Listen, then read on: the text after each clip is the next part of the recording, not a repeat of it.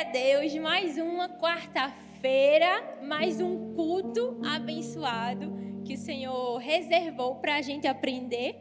Todo o culto, toda vez que você vem à igreja, tenha sempre em mente que é uma oportunidade de você prestar o seu culto ao Senhor, de você dar o melhor de você a Ele, e não só de receber, amém, igreja? Então hoje a gente vai falar sobre um tema muito especial, que se você prestar atenção, se você guardar tudo que for dito aqui, uma chave vai ser virada no seu coração e vai ser mudado a forma como você enxerga os seus desafios. Então, para começar, eu queria que você olhasse para a pessoa que está aí do seu lado, pergunta a ela assim: qual é o seu gigante? Agora, olha para outra e pergunta de forma convincente mesmo: qual é o seu gigante? A verdade é que todos nós temos gigantes na nossa vida. Se eu perguntasse aqui quem tem um gigante, 99% dos aqui presentes iam levantar a mão e dizer: eu tenho um gigante na minha vida. Isso porque todos nós passamos por problemas, né? Por situações difíceis na nossa vida emocional, profissional, financeira, oh aleluia. Tem hora que a conta não fecha, que você bate um desespero, é ou não é? Todos passamos por problemas. Existem alguns problemas que a gente consegue evitar, dispensar, mas outros nós não podemos fugir. Por isso eu queria começar essa mensagem te perguntando: quais são os gigantes que você tem enfrentado na sua vida? Quais são as batalhas que você tem travado diariamente? Um gigante nada mais é do que qualquer situação que deixa a gente aflito, oprimido, angustiado, sabe? Quando a gente fica triste, pensando muito numa coisa, pode ser um desemprego, pode ser um vício, uma dívida, uma enfermidade que persiste na sua família. Pode ser várias coisas, mas hoje não é a noite de a gente chorar as pitangas todo mundo junto, não. Porque eu disse que todo mundo tem problema, mas não é a noite de a gente ficar chorando um choro coletivo, não, amém? Porque eu não sei se você conhece alguém assim, mas tem gente que gosta de chorar mesmo a dor, né? O irmãozinho chega para ela e diz assim: ô irmã, eu estou desempregado, tá tão difícil na minha casa. Aí a pessoa, ao invés de ajudar, de dizer: não, vai melhorar, irmão. Aí a pessoa faz o quê? Oxe, isso aí é fichinha, eu tô com câncer, minha mãe tá quase morrendo, minha casa tá quase caindo. É ou não é? Tem gente que é assim, que gosta de competir o sofrimento, que gosta de se vitimizar. Hoje a gente não vai fazer isso. Hoje a gente veio aqui para que o Senhor possa equipar a nossa vida com as armas certas. Se você tem um gigante, eu creio que hoje Deus vai te preparar para derrubar esse gigante, amém? Deus vai restaurar as suas forças. Se você chegou aqui cansado, sobrecarregado, já está quase desistindo de guerrear essa batalha, eu preciso dizer: o Senhor está com você. E quando a gente fala de gigante, a gente que gosta muito da Bíblia, a gente lembra logo de um gigante famoso, que foi... Vocês lêem a Bíblia, né? Misericórdia. Quem é o gigante famoso da Bíblia, minha gente? Isso mesmo, Golias. E existem algumas curiosidades sobre a vida de Golias que talvez você não saiba, e eu trouxe, porque a Igreja do Amor é cultura. Quem foi Golias? Golias, a palavra vem do hebraico, que significa exilado ou adivinho. Segundo a Bíblia, ele teria sido um guerreiro experiente de Gates que guerreou no exército filisteu e foi derrotado por Davi.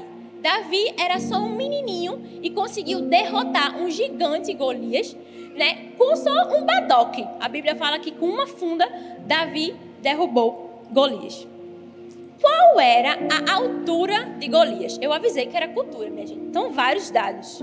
Qual era a altura de Golias? Se a gente está falando de um gigante, a altura de Golias era exatamente de 6 côvados e 1 palmo. O que equivale nos tempos de hoje a 2,92 metros. Se você conhece alguém alto, ele deve ter aí no máximo 1,90, 1,95, sei lá, 2, e já é muito alto. Agora imagine uma pessoa de quase 3 metros de altura. É grande ou não é, minha gente? O peso da couraça de Golias era de aproximadamente 57 quilos. Couraça era o equipamento que eles usavam para se proteger contra flechas, espadas. E a couraça de Golias tinha aproximadamente 57 quilos. É quase o peso de uma pessoa, é ou não é? Deveria ser o meu peso, mas a gente está sobrepeso. Mas imagina, é quase o peso de uma pessoa. E a lança de Golias pesava 15 quilos. É muito, muito pesado. Além disso, Golias era tão bravo, tão firme de si, que ele sugeriu que o duelo fosse feito a 2. Só ele e outro guerreiro.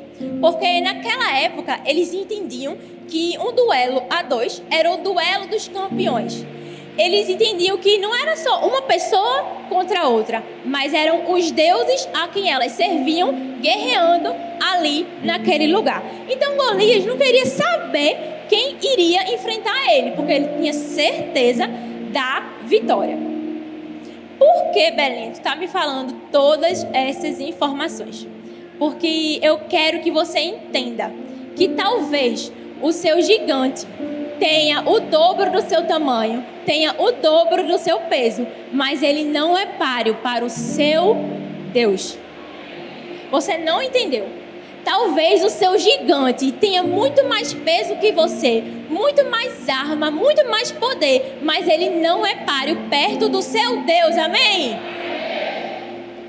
Davi, ele poderia não estar tão bem preparado para aquela batalha, mas ele tinha o maior poder de todos ao lado dele. Ele tinha o Senhor dos Senhores, o Rei dos Reis. Pela ótica humana, Golias era o soldado perfeito. Golias era o vencedor daquela batalha, mas foi só um menininho com um badoque na mão que ganhou aquela luta. Naquele dia, existiu não só uma batalha entre dois homens, mas era uma batalha espiritual, era uma guerra espiritual sendo travada. Porque eu não sei se você lembra, mas Golias blasfemou contra o Senhor. Existia ali uma batalha espiritual. E talvez seja isso que você tem enfrentado na sua casa, no seu trabalho. Por muitas vezes a gente enfrenta batalhas espirituais.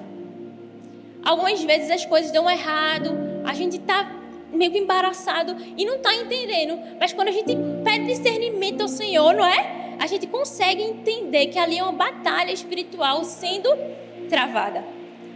E eu não sei se levantaram um falso testemunho contra você, se lhe caluniaram, o que é que fizeram contra você. Eu só sei que o Deus a quem você pertence já guerreou e já venceu esta batalha. Os homens não estão lutando contra você. Eles não estão afrontando somente a você. Eles estão afrontando o seu Deus. E da mesma forma que Deus deu a vitória a Davi, de uma forma sobrenatural, Ele garante a minha e a sua vitória. Amém? Amém, minha gente? Eu sei que está chovendo, tá certo? Eu sei que está um clima meio assim, o ar-condicionado dessa igreja está muito bom, mas por favor, não durma não, me ajude, né? Pelo amor de Deus. Então, para a gente vencer o nosso gigante, porque essa palavra, ela é de muita utilidade, né? A gente precisa de 3 chaves. E a primeira delas é: cuidado com o gigante que você mesmo cria. Essa é forte, Brasil. Mateus 6,34 fala assim: portanto, não se preocupem com o amanhã, pois o amanhã se preocupará consigo mesmo. Basta a cada dia o seu próprio mal. Ao dizer essas palavras, Jesus estava querendo ensinar aquelas pessoas que não precisava viver sempre preocupado com o amanhã, sempre ansioso, né, com o que talvez acontecesse amanhã, que bastava cada dia o seu próprio mal. Era necessário viver cada dia de cada vez. E se tem uma coisa difícil nessa vida de meu Deus, é viver um dia de cada vez, minha gente. É ou não é? Você está aqui enquanto essa menina vos fala, mas você já está pensando no almoço de amanhã, que amanhã você tem que chegar cedo no seu trabalho, porque você tem que sair um pouco mais cedo, porque amanhã é dia de célula. E aí você tem que ir correndo para a célula, preparar um lanche da célula, ligar para o convidado que disse que iria amanhã na célula, né? Você está aqui, mas você está maquinando todo o seu futuro, porque isso é natural do ser humano. Mas, nesse versículo, Jesus fala para a gente, olha, não é errado se planejar, não. Você pode se planejar, porque a Bíblia, né, ela é clara. E Provérbios 21:5 fala que os planos bem elaborados levam à fartura, mas que o apressado sempre acaba em miséria. Então a gente pode se planejar, mas a gente não deve ficar ansioso com as coisas que talvez aconteçam amanhã, que talvez possam vir um problema ou outro. E ficar preocupado demais com problemas futuros não vai te ajudar a resolver os problemas de agora. Se você fica pensando no gigante de amanhã, no problema de amanhã, você não consegue derrotar o gigante que ele já existe hoje. Eu preciso te dizer, existem gigantes que são mandados por Satanás e desafiam a nossa vida. Mas existem outros gigantes que nós mesmos estamos criando. Existem problemas que surgem na nossa vida porque eles se criam, mas outros nós mesmos estamos criando e germinando em nossa mente. A gente está sempre pensando, mas será que? Ai meu Deus, ai mas não sei o quê. Quando na verdade a gente tem que prestar atenção no gigante que já existe e não ficar inventando outro. Pare de procurar problema e procure solução, porque se você procurar problema, você vai achar problema, viu? Isso é tão verdade que existem algumas preocupações, alguns gigantes que a gente cria, que eles nunca chegam a se concretizar. A gente fica paralisado, fica com medo, fica nervoso, mas aquele gigante nem existiu. É aquela famosa teoria da conspiração contra nós mesmos. Já viu isso? Ah, mas porque ninguém me ama? Ah, mas não sei o quê? Ah, mas olha, fulano falou mal de mim para Cicrano. Cicrano é amigo do meu chefe. Vê só, ele vai falar com meu chefe vai me demitir. Meu Deus, você é demitido. Já vou ter que ir atrás de outra escola para a menina porque eu vou ser demitido. Não é assim? A gente já vai maquinando um gigante que ele não existe. Você não acha que a gente já tem problema demais, não? Não é? A gente já tem problema demais. Por que a gente fica criando mais? Se a gente já tem tanto. Tem gente que acha divertido ter problema, né? Que acha legal. Tipo assim, ah, mas... Não, se tá tudo certo, é uma coisa errada. Crente vai passar por batalha. Crente vai passar por luta. Se tá num tempo de bonança, tem alguma coisa errada. Não, meu irmão, também não é assim. Que a Bíblia ela é clara, né? Tem tempo para todas as coisas. Tempos de bonança, tempos de problema. Nós precisamos entender e aprender a escolher o gigante certo para não acabar gastando a nossa energia num gigante que não merece a nossa energia. Talvez aquela pessoa que ela tá mal consigo mesma, ela tá triste consigo e ela acaba descontando a raiva em todo mundo. Você conhece alguém assim? Ela tem problemas consigo mesma e acaba descontando a raiva em todo mundo. Ou então, ela não gosta de si mesma e critica todo mundo. Esse é o tipo de pessoa que cria um gigante onde não tem. Além dos problemas que ela tem consigo, ela vai criando outros. Meu irmão, não perca tempo criando novos gigantes. Invista o seu tempo vencendo os gigantes que já existem na sua vida. E a melhor forma de a gente fazer isso é pedindo sabedoria ao nosso Deus. A gente gasta muito tempo pedindo carro, pedindo uma casa, pedindo um emprego, pedindo felicidade e a gente se esquece de pedir sabedoria. É com sabedoria que nós vencemos os nossos gigantes. É com sabedoria que a gente não cria novos gigantes. A gente não cria uma coisa que não existe. Em Tiago 1,5 fala assim: se algum de vocês tem falta de sabedoria, peça a Deus, que a todos dá livremente de boa vontade, e lhe será concedida. Hoje é a noite que Deus escolheu para que levasse a gente a pedir sabedoria a Ele. Essa é uma coisa que a gente, como cristão, sempre ouve, né? Que Salomão pediu sabedoria ao Senhor. Ai, Deus, me dá sabedoria. Mas será que de fato a gente tem pedido? Será que de fato a gente tem clamado ao Senhor? Deus, me dá sabedoria para saber lidar com os meus problemas, com a minha sogra, com o meu chefe, né? Ou a gente está criando gigante na nossa cabeça, achando que a pessoa não gosta da gente, quando na verdade a gente deveria estar pedindo sabedoria a Deus para lidar com aquele gigante. Em segundo lugar, a segunda chave, a segunda arma que a gente tem para vencer o gigante é tirar a lente de aumento do gigante. Por favor, abra sua Bíblia em 2 Coríntios, no capítulo 4, verso 8. 2 Coríntios 4, 8.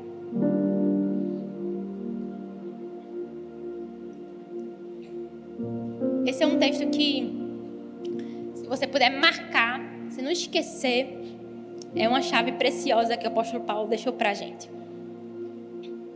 2 Coríntios 4, 8. Ele fala assim: de todos os lados nós somos pressionados, mas não desanimados. Nós ficamos perplexos, mas não desesperados. Somos perseguidos, mas não abandonados. Abatidos, mas não destruídos. Nesse texto, Paulo estava dizendo assim: olha, por mais que você passe por tempos difíceis, continue seguindo em frente. Por mais que as pressões, os problemas tentem alterar a perspectiva certa das coisas, você não vai cair nessa cilada. Porque, às vezes, os problemas fazem isso com a gente. Eles alteram a perspectiva certa e real das coisas. Talvez você está bem, né? Bem emocionalmente, e surge uma situação difícil, você consegue lidar com ela tranquilamente. Agora, se você estiver mal, parece que aquele problema ele é multiplicado por 3 vezes, 5 vezes, e uma coisa simples que você poderia solucionar, você não consegue. Porque as situações difíceis fazem isso. Ela bota uma lente de aumento e potencializa as dificuldades. E quem faz isso é justamente Satanás. Quando a gente passa por um problema, quando a gente enfrenta um gigante, Satanás sabe disso e dá de presente a gente uma lente de aumento. O pessoal do Start aí não deve lembrar, mas é uma lupa, né? Também não é na minha época, não. Mas o pessoal usava uma lupa, algo que é para aumentar, para enxergar melhor, né? Fazer a leitura melhor. E o diabo faz exatamente isso. Ele potencializa um problema que seria pequeno, faz ele ser muito maior, para que a gente fique assustado, paralisado diante dele. Mas o Senhor hoje vai arrancar dos seus olhos essa lente de aumento, amém? Se a gente voltar um pouquinho na história de Golias, a Bíblia fala que Golias era um gigante muito forte. E que Saul, a Bíblia também menciona Saul como um valente guerreiro. Era muito lógico, era muito normal que Saul enfrentasse Golias e não Davi. Porque Saul, ele era um forte guerreiro. Ele era o oficial da época. Então, era Saul para enfrentar Golias. Só que o que é que aconteceu? Saul colocou as lentes de aumento sobre Golias. Saul disse: eu enfrentar esse gigante? Eu que não vou. Olha para o tamanho desse homem. Não, dá para mim não tenho condições. E aí, quem foi que derrotou Golias? Davi. Da mesma forma que Saul fez, algumas vezes nós agimos. Às vezes o gigante nem é tão grande, nem é tão forte, mas as lentes de aumento da nossa imaginação acabam ampliando ele. Às vezes é um simples probleminha e a gente faz uma tempestade no copo d'água. É o que eu chamo de efeito Google. Já ouviu o efeito Google? Não, vou explicar para vocês. Você está com a dor no dedo midinho. Agora entenderam, né? Uma dor no dedo midinho. Aí você diz: espera aí, vou ver no Google. Aí você bota dor no dedo midinho. Pronto. Aí o Google diz que você tem que amputar o seu dedo, que você vai perder o seu membro. Não é assim? Tá com dor de cabeça. É um tumor na hipófise. É um câncer. A gente acaba fazendo uma tempestade num copo d'água. Há alguns meses, eu no meu trabalho, meu chefe passou na minha sala. Bom dia, bom dia, bom dia. Isabelle, passa lá na minha sala depois. Menino, não prestou. Eu passei o dia todinho. Meu Deus do céu, o que foi que eu fiz, Jesus? O que foi que eu fiz? Meu Deus, não, será que foi aquilo? Não, aí já comecei a especular. Meu Deus, o que foi? Uma tempestade, um copo d'água.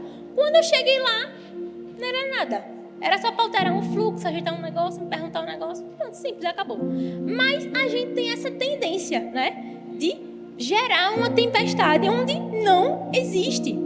E ao contrário de Saul, Davi foi escolhido para lutar contra Golias, porque ele optou não olhar com as lentes de aumento, mas olhou para o seu Deus. Davi viu que Golias não era tudo aquilo, e mesmo que fosse, Davi disse, hoje pode ser grande que for, o meu Deus é maior do que Golias. Veja o que Davi disse, presta atenção. 1 Samuel 17:36. Teu servo é capaz de matar tanto um leão quanto um urso. Esse incircunciso filisteu será como um deles, pois desafiou os exércitos do Deus vivo. Davi disse assim, tu é um incircunciso filisteu, eu não estou nem aí para tu. Davi não ficou batendo perna, nem tempestade em copo d'água, não. Davi foi lá, pensa no menininho, era pequeno, mas era rochedo. Ele teve a perspectiva certa de quem ele era em Deus e do Deus a quem ele servia. Só uma pessoa com perspectiva certa tem fé para enfrentar os seus desafios. Talvez não falte para você uma arma, uma estratégia melhor, algo maior. Talvez falte para você olhar com a perspectiva certa para os seus problemas. Talvez o problema que você enfrenta não é tudo isso. Não é grande o suficiente, porque mesmo que ele fosse, o seu Deus é maior do que qualquer problema que você enfrenta. Talvez você está olhando para a situação em que você tem vivido e tem dito, meu Deus, aqui é o meu fim. Não tem como, Senhor. Você disse hoje para Deus, Deus, não existe possibilidade. O Senhor está vendo? Mas o nosso Deus é o Deus do impossível.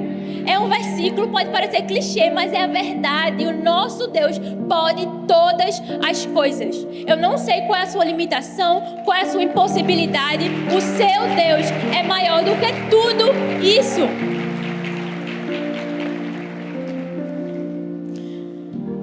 Davi não precisou de muitas coisas. Ele precisou só da principal arma, que era confiar no Senhor. Davi confiava no Deus a quem ele servia. Davi não era só crente de dizer que é crente e pronto e acabou, não. Davi confiava. Às vezes tem gente que é ímpio, tem mais confiança em Deus do que a gente. Tem gente que é ímpio, que diz assim, ah não, mas Deus pode. E tu que é crente, com a tua dificuldade, tu não acredita que Deus vai fazer na tua vida? Como é que pode? Saul poderia ter usado a sua cabeça, racionalmente, ter juntado o seu exército e ter derrubado Golias. Porque se ele era um gigante e Saul tinha um exército, para e pensa. Ele poderia ter reunido, pensado numa estratégia para derrubar o gigante. Mas Saul disse assim, não tem condições, não tem.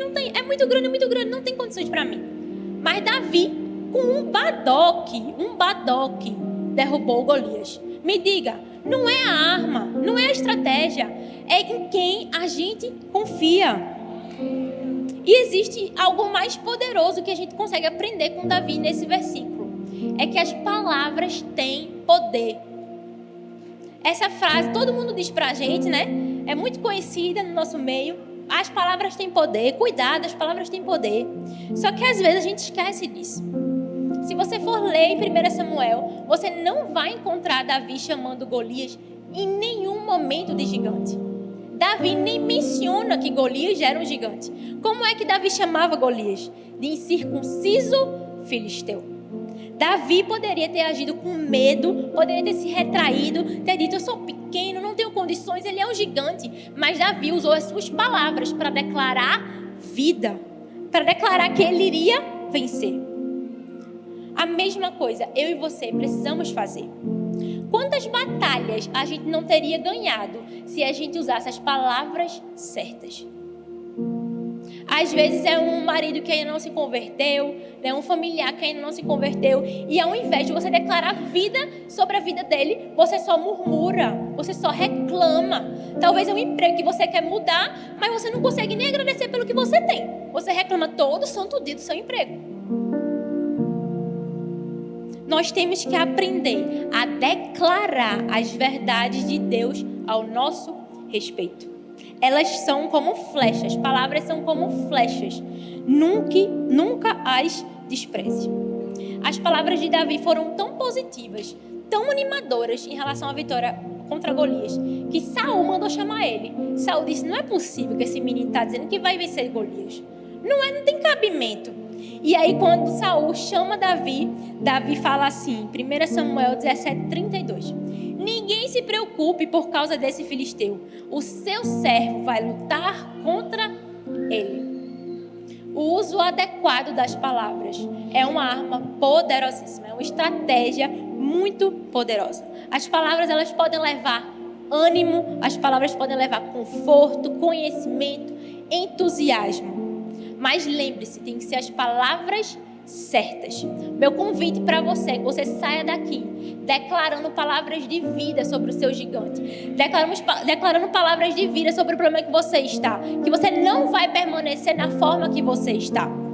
Eu sei que a gente passa por uma situação financeira difícil e existem muitas pessoas desempregadas. E o Espírito Santo de Deus está me dizendo hoje que você precisa parar de reclamar, parar de murmurar e declarar que você vai sair dessa situação. Deus vai abrir a porta que você precisa. Um filósofo disse certa vez: quando vemos um gigante, temos primeiro que examinar a posição do sol e observar para termos certeza se não é a sombra de um pigmeu. Eu não sei se você entendeu, mas às vezes uma coisa pequena faz uma sombra tão grande que a gente acha que é um gigante, mas na verdade essa é uma coisa pequena. Existe uma história de uma menininha que ia e vinha do colégio todos os dias e em uma certa manhã ela estava voltando para sua casa. Estava chovendo muito. Era uma chuva que não dava trégua. E existiam muitos relâmpagos e muitos raios. E mesmo assim a menina foi para casa. E aí a sua mãe em casa pensou, né? Meu Deus, a minha filha está nessa chuva. Vou atrás dela buscar. Saiu com o carro na rua a fim de encontrar sua filha no meio do caminho. E a sua mãe foi surpreendida ao encontrar a sua filha olhando para o céu e sorrindo. E a mãe abre a porta do carro rapidamente, manda a menina entrar, fez: ô minha filha, o que você está fazendo? Está sorrindo no meio da chuva, no meio desses relâmpagos. E a menina fala assim: ah mãe, mas é porque Deus não para de tirar foto minha. Aquela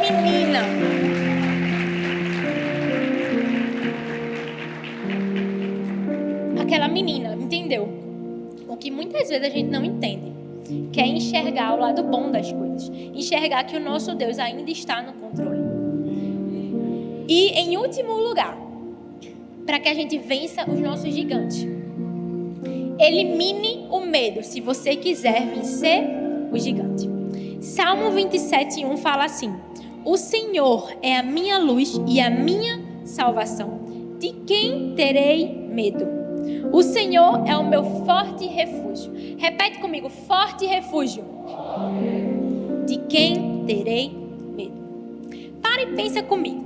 Se a gente fala que Deus é tudo que nós temos, se é o nosso forte refúgio, a nossa fortaleza, o socorro bem presente na hora da angústia, né? A gente sempre está declarando isso. Por que é então que a gente insiste em temer aos gigantes? Não é só a gente que tem medo, não. A Bíblia está repleta de exemplos de homens e mulheres que também tiveram medo. Porque as circunstâncias da nossa vida, algumas vezes, elas fazem isso com a gente, faz que a gente tenha medo. E é natural, né, ficar com medo.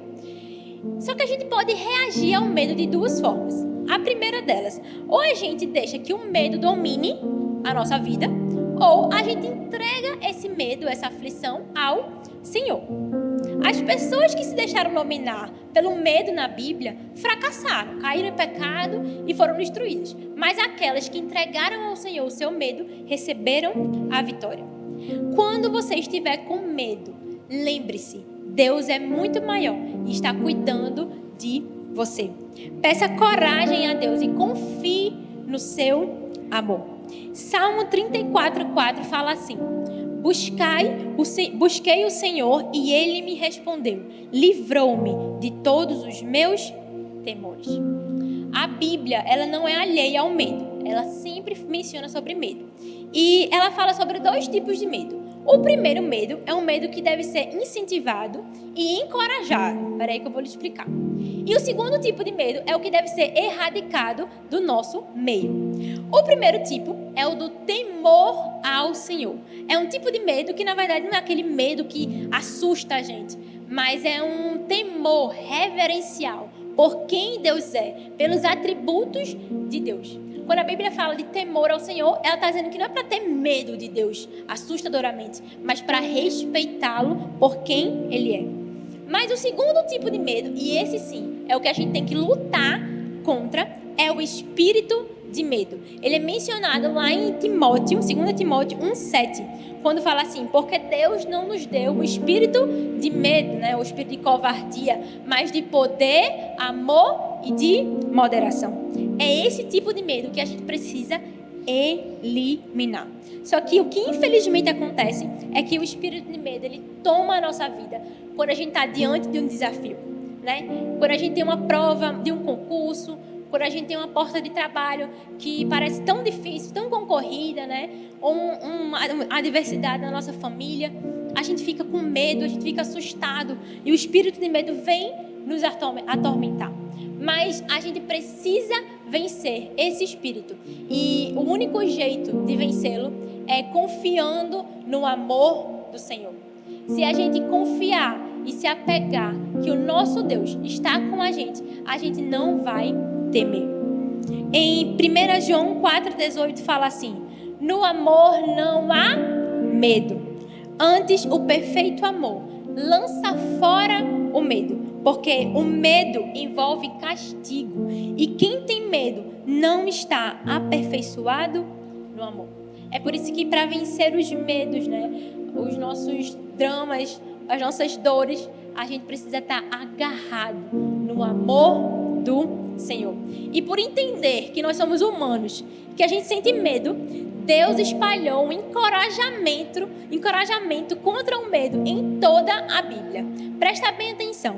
Isaías 41:10 fala assim: não temas, porque eu sou contigo. Não te assombres, porque eu sou o teu Deus. Eu te fortaleço e te ajudo e te sustento com a destra da minha justiça.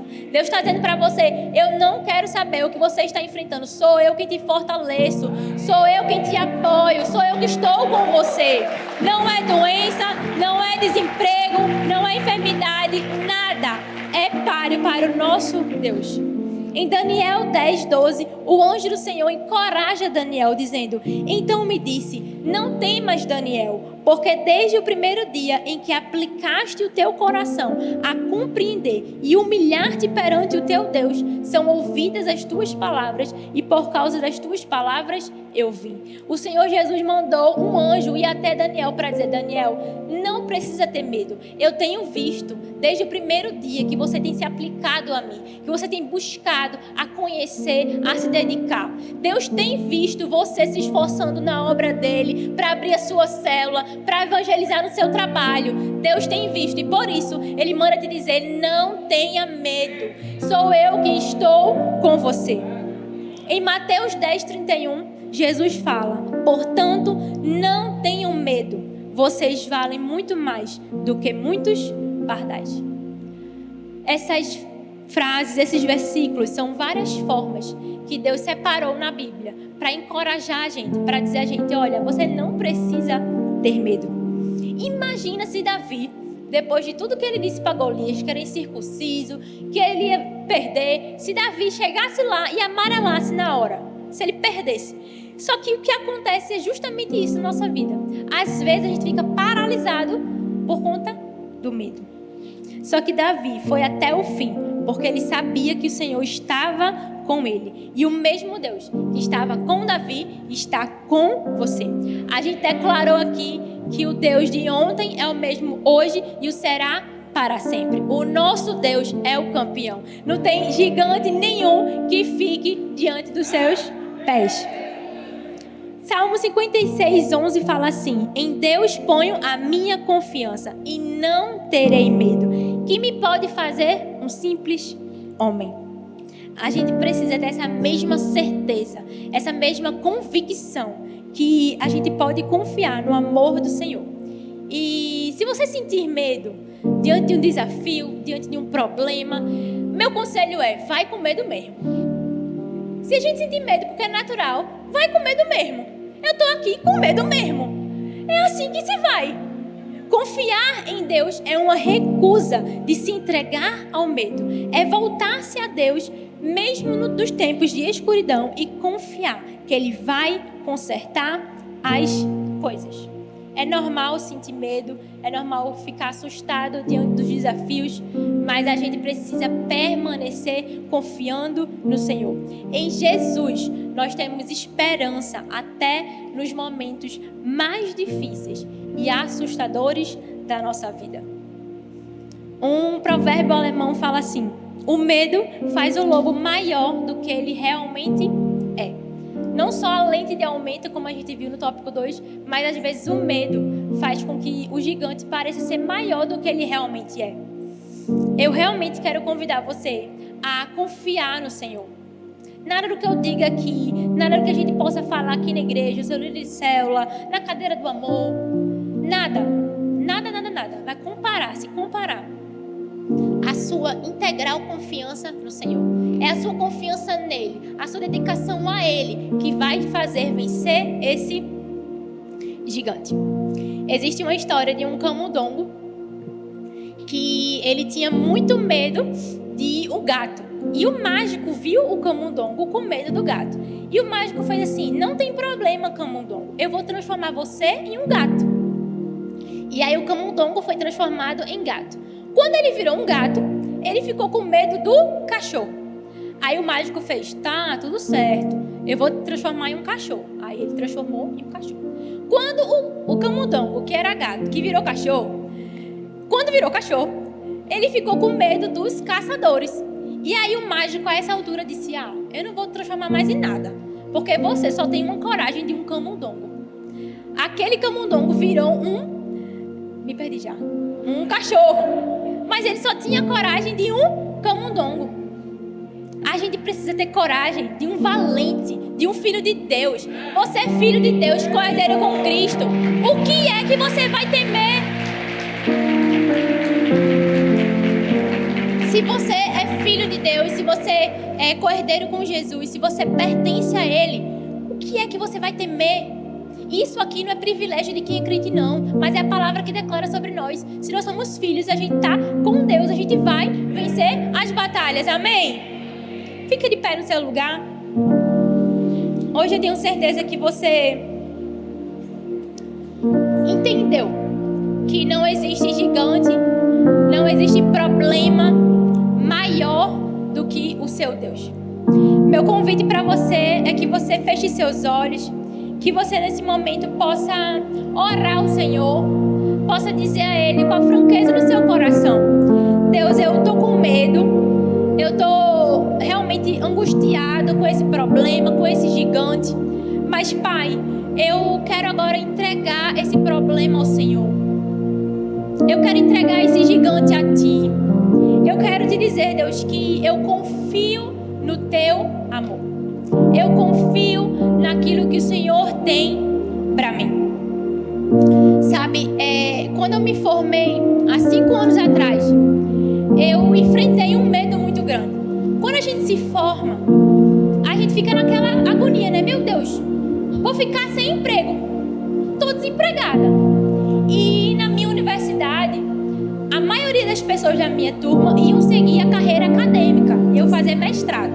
E eu estava quase fazendo mestrado, era a minha vontade. Mas Deus disse: não, você não vai fazer não, você vai para o mercado de trabalho. E eu disse: Deus, tem certeza? Mas está tudo certinho aqui, está tudo amarrado, está tudo garantido. E Deus disse: não, você vai trabalhar. desesperado, olhou para mim e disse: Isabelle, você tem certeza que você não vai fazer? Você vai ficar desempregada, correr risco? Porque na minha época era correr risco. E eu disse: olha, eu vou. Deus está me mandando fazer isso. Naquela época, esse era o meu gigante. E como ele falou, eu passei 5 meses desempregada, né? E naquele momento eu fiquei com tanto medo, porque eu disse: meu Deus, tem certeza, Deus, que eu vou ficar nesse tempo sozinha? Mas foi o Senhor que me mandou aqui, foi o Senhor que... eu só estou te obedecendo. E depois desse tempo, 5 ou 6 meses, não me lembro, Deus, Ele não abriu uma porta, não. Ele escancarou as portas. Eu consigo te dizer, eu saía de um emprego para o outro. Eu trabalhava em 2,